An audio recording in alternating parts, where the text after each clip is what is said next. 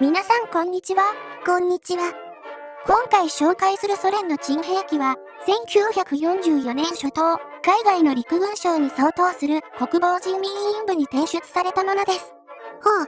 一体、どのような兵器として設計されたのか、最初に概念図のスケッチを紹介していきます。こちらです。あれ？これアニメか何かの兵器ちゃう？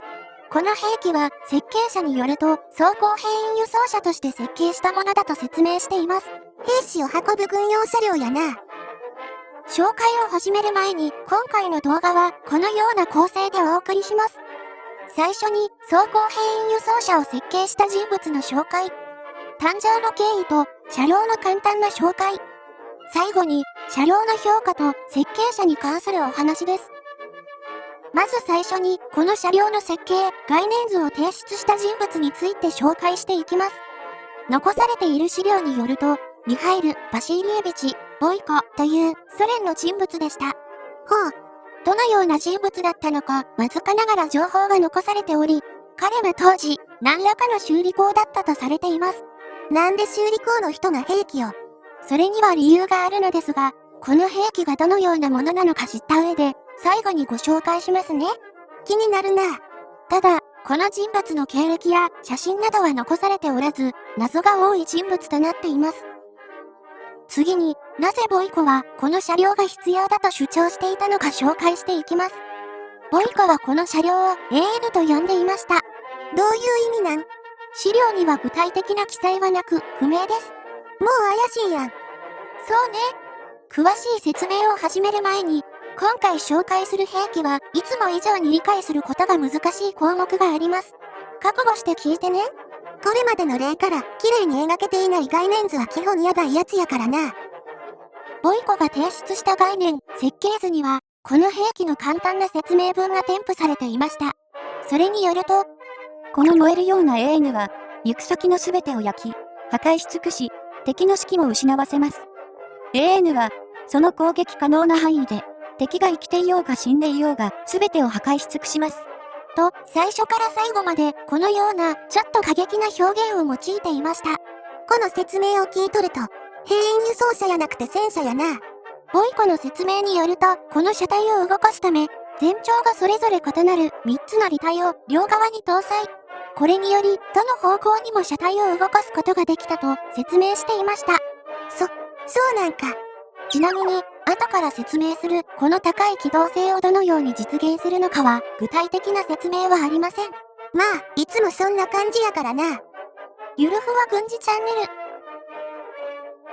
続いて、この車両のスペックを詳しく見ていきましょう。実はこの車両、具体的なサイズなどはほとんど記されていませんでした。はい？さっきからなんかおかしいで。ただ、全長に関してはサイズが記されており、なんと、もう嫌な予感しかせえへんな。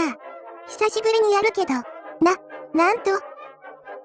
全長285メートルと説明していました。でかすぎや。もう戦艦並みやん。これほんまに兵員輸送車であっとるん？もちろん兵員輸送車だよ。そうなん。ちなみに走行圧は、なんと、またか。なんと。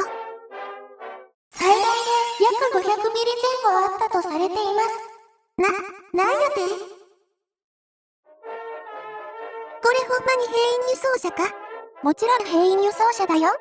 ちなみに、この走行圧があれば、860kg までの砲弾や航空爆弾の直撃にも耐えられると主張していました。ボイコによると、車両重量は戦艦並みの約3万トンです。もう桁がえらいことになっとるで。搭載するエンジンは何個だったのかは不明なのですが、合計で6600馬力。3万トンの車体をこのエンジンで最高速度時速 120km で爆走させる予定でした。これはすごい。地球上では無理や。この点については、ボイコも計算に誤りがあるかもしれないと補足しています。多分桁が1つか2つほど間違っとるで。次に注目の武装。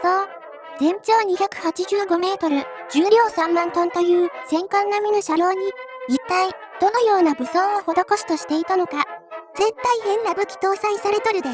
まずボイコによると、火炎放射器を22門搭載するとしていました。また火炎放射器乗せるんか。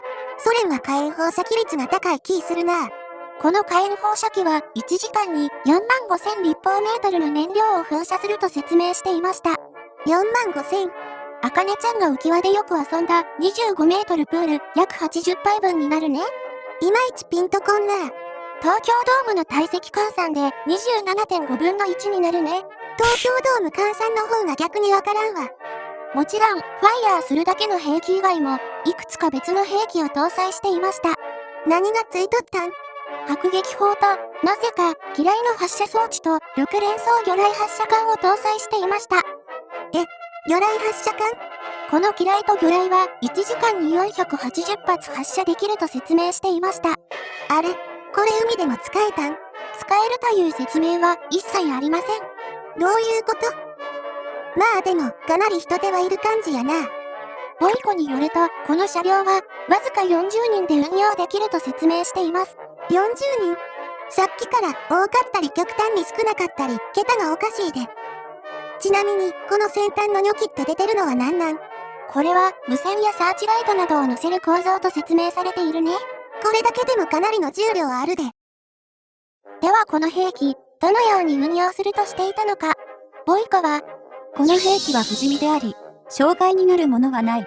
敵の砲弾、爆弾、火、水、塹壕もすべて効かない。と説明しています。ほう。AN は、友軍に先駆けて行動し、味方を援護する。対空支援攻撃は火炎で攻撃する。とのことです。どんだけ火が好きなんや。ボイコによると、このような兵器を見た敵は驚愕することになる。つまり、トラウマを植え付ける精神攻撃兵器にもなる。とも説明しています。混乱戦場で見かけたらドン引きやで。ちなみに聞くけど、この先端のニョキって出てるのは何なん？これは敵の要塞や城壁を破壊するための角みたいね。大砲とかやなくて角なんか。でもこれ、いろいろと運用するのは無理やん。その点についてはボイコも認めているところで、政府と軍事科学を得意とする人の助けを借り、修正した方がいいと説明しています。いや、修正できるレベルやないで。ただ、ボイコ本人は、私のこれまでの経験と教育から、この兵器を作ることは簡単だ、とも説明しています。大半の人の経験と教育では、作ることは無理と判断すると思うけどな。ではこの兵器、当局はどのような判断を下したのでしょうか。どうなったんこれ。もちろん不採用になったのですが、残念ながら理由については記録が残されていません。まあ、なんとなく予想はつきそうやけどな。これもう震災前の問題があるやん。専門家の話としては、現在の技術でもこの兵器を作ることは不可能だと指摘しており、仮に作れたとしても、車重が重すぎて戦場に到着することができないとしています。当たり前の指摘やな。また、戦場に到着できたとしても、航空機や砲撃の格好の敵になり、その走行でも守り抜くことはできないとも指摘しています。なんか、だいぶ前に紹介した大覚えみたいな感じやな。でもなんでこの人はこんな兵器作ったん？そうね。ボイコはなぜこのような極端な言動を繰り返し、また、極端な兵器を考案したのかという点を紹介して終わろうかな。ボイコはこの兵器を考案する前、当時ソ連だった現在のハリコフという都市で暮らしていたものの、詳しい理由は不明ですが、予想ではドイツ軍との戦闘で、両親と姉と妹、そして子供を失っていたそうです。ほんまか。当時、ボイコ本人もドイツ軍に捕らえられていた時期があるらしく、その後解放されています。しかし、心臓の病気で、ハリコフ南部、黒海に位置する措置の病院で入院生活を送っている時に、この兵器の考案を始めたそうです。そうやったんか。つまり、当時のドイツ軍に対して家族を失った強い恨みが、このような兵器を生み出したということになるね。今回はここまで。最後までご視聴ありがとうございました。よろしければ、チャンネル登録と高評価をいただけると嬉しいです。では、次回の動画でお会いしましょう。またね。またな。